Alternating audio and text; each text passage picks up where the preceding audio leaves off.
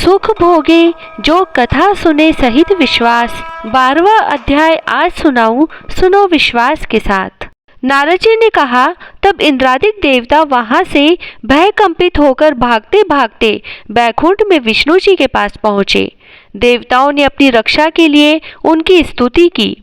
देवताओं की उस दीन वाणी को सुनकर करुणा सागर भगवान विष्णु ने उनसे कहा, हे देवताओं, तुम भय को त्याग दो, मैं युद्ध में शीघ्र ही जालंधर को देखूंगा। ऐसा कहते ही भगवान गरुड़ पर जा बैठे। तब समुद्र तनया लक्ष्मी जी ने कहा कि हे नाथ, यदि मैं सर्वदा आपकी प्रिया और भक्ता हूँ तो मेरा भाई आपके द्वारा युद्ध में नहीं मारा जाना चाहिए। इस पर विष्णु जी ने कहा, अच्छा, यदि तुम्हारी ऐसी ही प्रीति है तो मैं उसे अपने हाथों से नहीं मारूंगा, परंतु युद्ध में अवश्य जाऊंगा, क्योंकि देवताओं ने मेरी बड़ी स्तुति की है। ऐसा कह भगवान विष्णु युद्ध के उस स्थान में जा पहुंचे जहां जलंधर विद्यमान था। जलंधर और विष्णु का घोर युद्ध हुआ। विष्णु के तेज से कंपित देवता सिंहनाद करने लगे। फिर तो अरुण के अनुज गरुड़ के पंखों की प्रबल वायु से पीड़ित हो दैत्य इस प्रकार घूमने लगे जैसे आंधी से बादल आकाश में घूमते हैं। तब अपने वीर दैत्यों को पीड़ित होते देखकर जालंधर ने क्रुद्ध हो विष्णु जी को उद्धत वचन कहकर उन पर कठोर आक्रमण कर दिया। ओम नमो भगवते वासुदेवाय। 12वां अध्याय समाप्त। जय श्री राधे। कार्तिक की कहानी। 2 सास बहुएं थी। कार्तिक मास आया तो सास बोली, मैं कार्तिक स्नान के लिए तीर्थ जाना चाहती हूँ। बहू बोली, मैं भी चलूंगी। सास बोली, तू अभी बहुत छोटी है, अभी मुझे जाने दे। सासू तीर्थ गई तो बहू कुमार के से 35 कुंडे ले आई। रोज एक कुंडा भर कर रखती। उधर गंगा में सासू जी की नथ गिर गई। बहू कुंडे में नहाती हुई बोली, सासू नहावे उंडे, मैं नहाऊं कुंडे। इतने में गंगा की धारा कुंडे में आ गई। साथ में सासू जी की नथ भी आ गई। बहू ने नथ पहचान ली और अपनी नाक में पहन ली।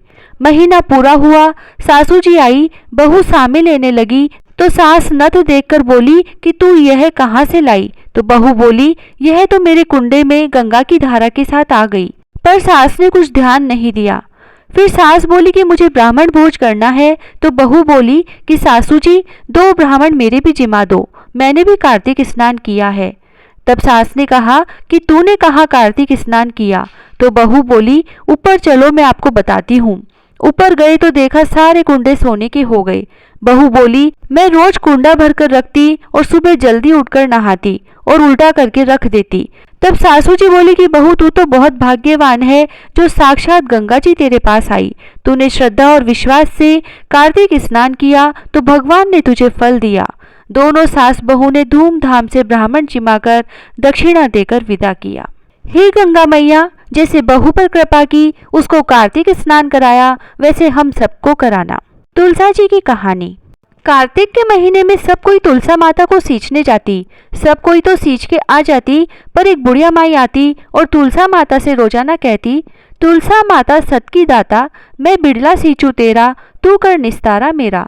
तुलसा माता अड़ुआ दे, लडुआ दे, पीतांबर की धोती दे, मीठा मीठा ग्रास दे, बैकुंठ का वास दे, चटके की चाल दे, पटके की मोत दे, चंदन का काठ दे, झालर की झिनकार दे, साई का राज दे, दाल भात का जीवन दे, 11 का दिन दे, कृष्ण का कांधा दे।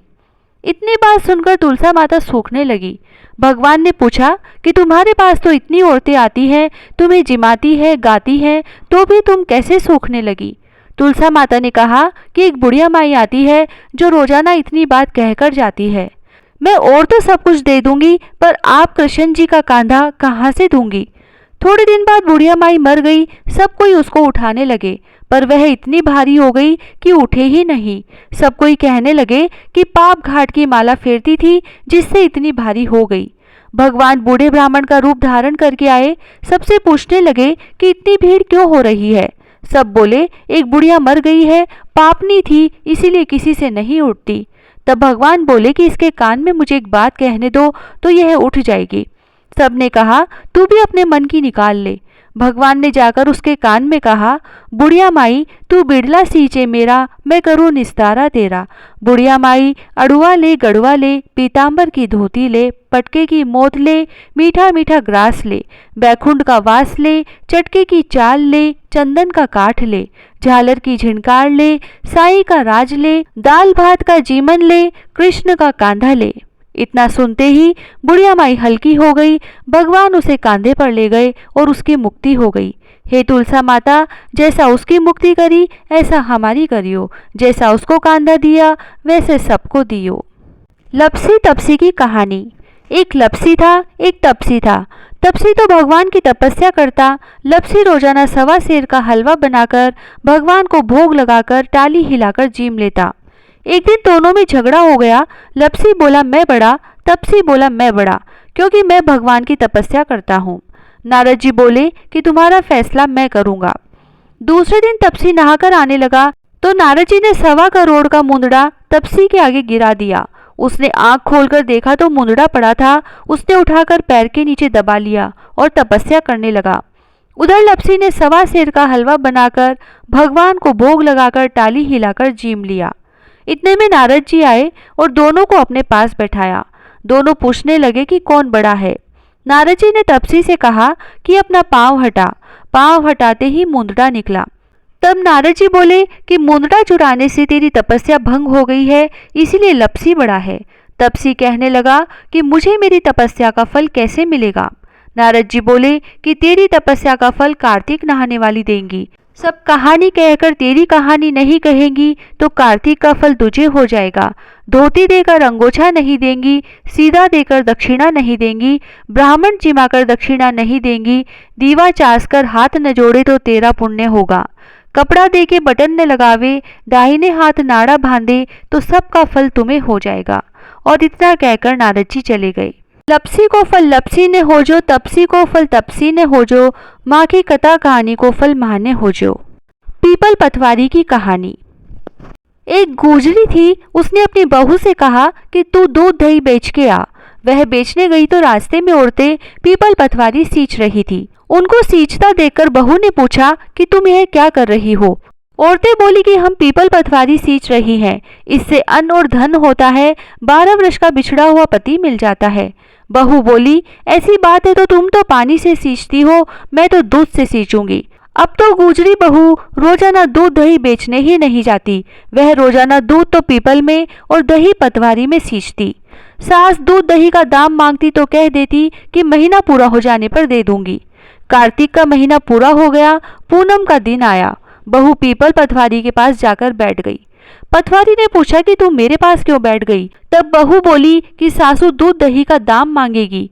पीपल पतवारी बोली कि मेरे पास क्या दाम रखा है, ये भरा डिंडा पान पतुरा है, इसको ले जा। बहू ने वही ले जाकर कोठरी में रख दिया और डर के मारे कपड़ा ओढ़कर सो गई। सासू बोली कि बहू पैसे ला। बहू बोली कि कोठरी में रखा है। सासू ने कोठरी खोल के देखी तो हीरा मोती जगमगा रहे हैं। सासू बोली कि बहू इतना धन कहाँ से लाई। बहू ने आकर देखा तो सच्ची में ही धन भरा हुआ है। बहू ने सासू को सारी बात बता दी। सास ने कहा कि अब की कार्तिक में मैं भी पतवारी सींचूंगी। कार्तिक आया, सास दूध दही तो बेचकर आ जाती और हांडी धोकर पीपल पतवारी में चढ़ा देती। आकर बहू से कहती कि मेरे से दाम मांग। तब बहू कहती सासू जी कोई बहू भी दाम मांगती है क्या, पर सासू कहती कि तू मांग।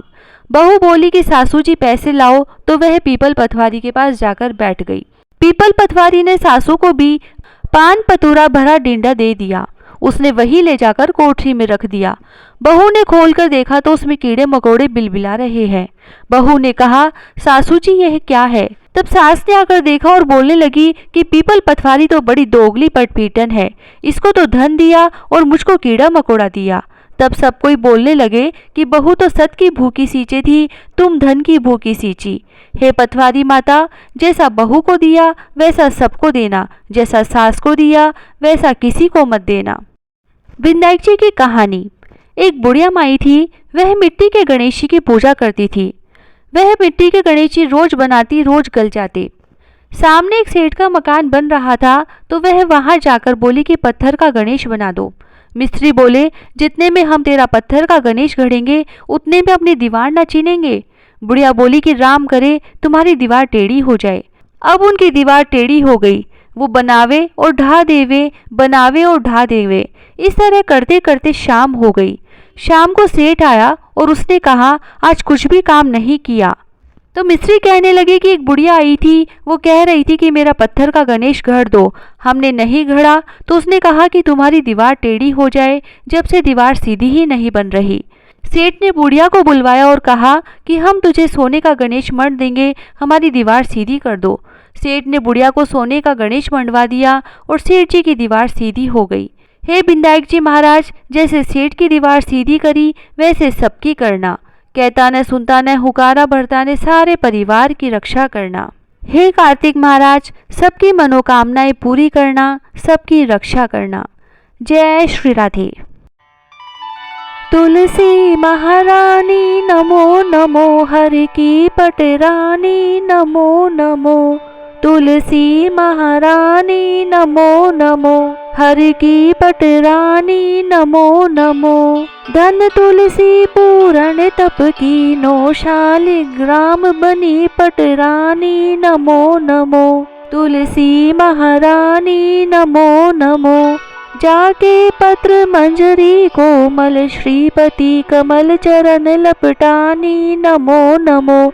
तुलसी महारानी नमो नमो, हर की पटरानी नमो नमो।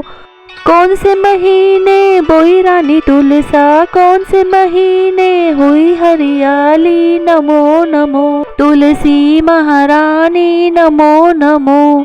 कौन से महीने हुई तेरी पूजा, कौन से महीने हुई पटरानी नमो नमो। तुलसी महारानी नमो नमो। आषाढ़ मास बोई रानी तुलसा, सावन मास हुई हरियाली नमो नमो। तुलसी महारानी नमो नमो। कार्तिक मास में हुई तेरी पूजा, मंगसिर मास हुई पटरानी नमो नमो। तुलसी महारानी नमो नमो। धूप दीप नैवेद्य आरती, पुष्पन की वर्षा बरसानी नमो नमो। तुलसी महारानी नमो नमो। 56 भोग 3600 व्यंजन, बिन तुलसा हरि एक न मानी नमो नमो। तुलसी महारानी नमो नमो। जो तुलसी को सवेरे गाए, श्री कृष्ण के दर्शन पाए नमो नमो। तुलसी महारानी नमो नमो। जो तुलसी को दोपहर में गाए, खीर खांड का भोग लगाए नमो नमो। तुलसी महारानी नमो नमो। जो तुलसी को सांझ में गाए, श्री कृष्ण की आरती उतारे नमो नमो। तुलसी महारानी नमो नमो। जो तुलसी को रात में गाए, श्री कृष्ण के चरण दबाए नमो नमो। तुलसी महारानी नमो नमो। सभी सखी मैया तेरो यश गावे, भक्ति दान दीजिए महारानी नमो नमो। तुलसी महारानी नमो नमो। तुलसी महारानी नमो नमो, हर की पटरानी नमो नमो।